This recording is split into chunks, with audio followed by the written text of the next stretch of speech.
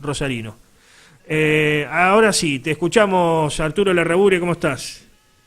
Bueno, muy bien, Antonio. No sé hasta dónde escuchaste claramente. Así retomo Sí, desde sí, ese lugar. hacemos un repaso sucinto, ¿no? de hasta donde veníamos charlando. Yo te decía que el 11 de agosto del 74, vale decir hace 43 años, secuestraron a mi padre, hirieron y en combate murió mucha gente. Ujú.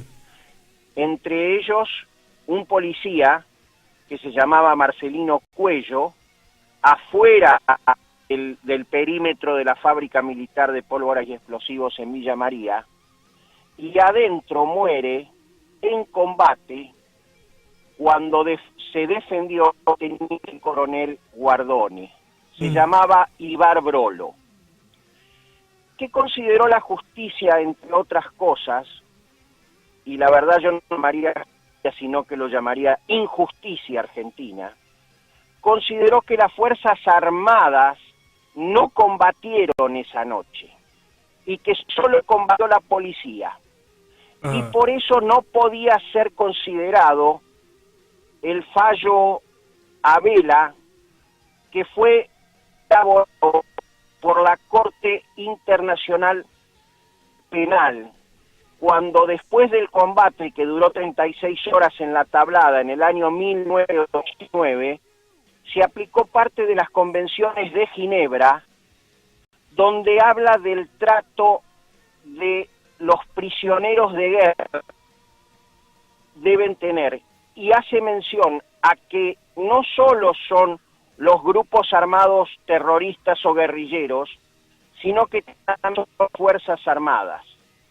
ujú. Hice mención a un documental que ustedes pueden ver perfectamente en internet, que se de Villa María, está en YouTube. Ujú. Es un documental que se hizo en la Universidad Nacional de Villa María hace unos años.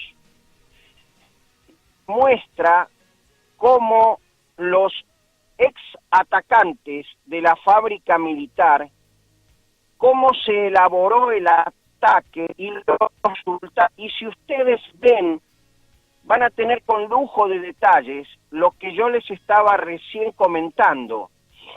Ujú. Cuando habla el ingeniero Felipe o habla Fermín Rivera, que fue uno de los atacantes, y cuentan que sí, que realmente hubo muertos, hubo heridos, y hubo un combate demencial que yo presencié con 15 años desde mi ventana, escuchando absolutamente todo.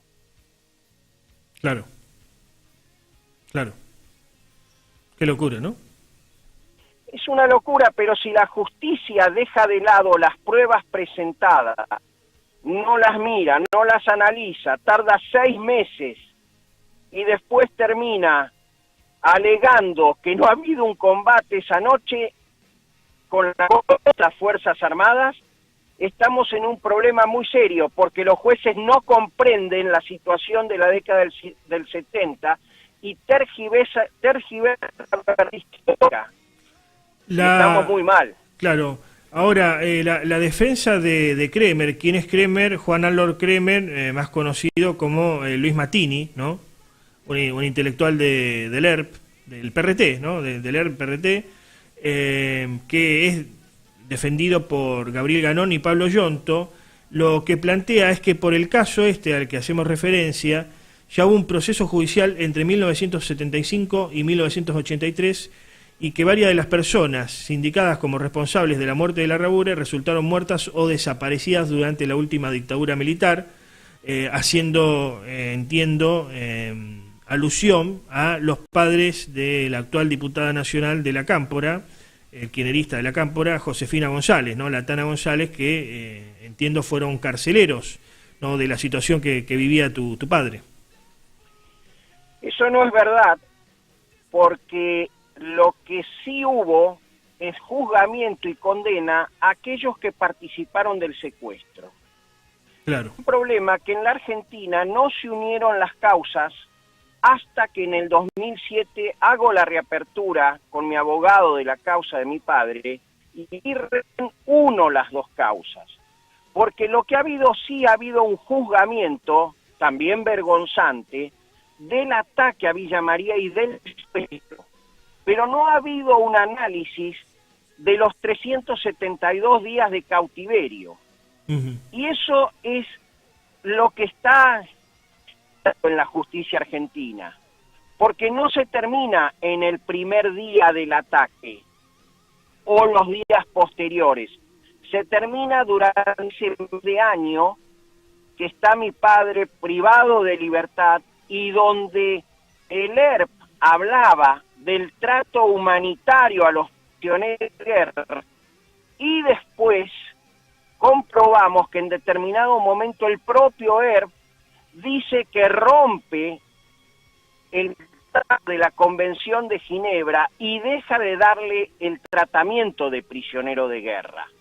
Lo dice el ERP, lo dice la carta de mi padre, lo dice la carta del teniente coronel Ibarzábal, secuestrado el 19 de enero del 74 en pleno ataque azul. Claro. Azul, Montechingolo, Catamarca, Villa María, y hablan de que no había control de territorio cuando teníamos 6 gobernaciones totalmente montoneras. O se olvidaron de Obregón Cano en Córdoba, o se olvidaron cuando fue el ataque azul, quién era gobernador, Videgain, y el discurso del general Perón en 74, cuando todavía vivía, y yo estoy convencido, y lo dijo Cafiero también antes de morir, Antonio Cafiero, dijo que esta situación hizo que Perón muriera mucho antes por el ataque sistemático, no solo a las Fuerzas Armadas, sino a la población civil que vivimos en aquella década. Todas las pruebas presentadas no son analizadas y realmente queremos juzgar con la mirada de esta época y no pensamos en valorar los testimonios obtenidos de aquellos que participaron de esta situación. Bueno, estamos en un fallo totalmente vergonzante, discriminatorio e injusto. Finalmente, pues se nos acaba el tiempo, Arturo, pero finalmente, ¿cómo van a seguir ustedes? ¿Se puede apelar esto o, bueno, ya es la última sentencia? Esto va a ser apelado. Vamos a sacar la causa de Rosario, que no ha sido para la familia Larrabure realmente nada favorable, salvo lo del fiscal general Palacín, que hacía mención, y vamos a ir a Cámara de Casación en la capital, y después de Cámara de Casación queda la Corte Suprema de Justicia, donde todo el mundo hoy sabe que el presidente de la Corte Suprema también participó en Montoneros, ¿no? Entonces, estamos en una situación muy complicada. ¿Quién participó? ¿Quién participó en Montoneros? ¿El presidente? No te escuché. Florenti. Ah, no sabía, ¿no? Pero ¿sabes lo que pasa? La mitad de los argentinos o el 80% desconoce los hechos del pasado. Claro. Entonces, si no conocen los hechos del pasado, no se puede analizar, no se puede juzgar. Claro. Es más, hay un libro escrito por una periodista donde dice la participación en un hombre de guerra mono. Lorenzetti. Entonces, ¿usted le daría de cuidar al zorro las gallinas? Claro. Obviamente no.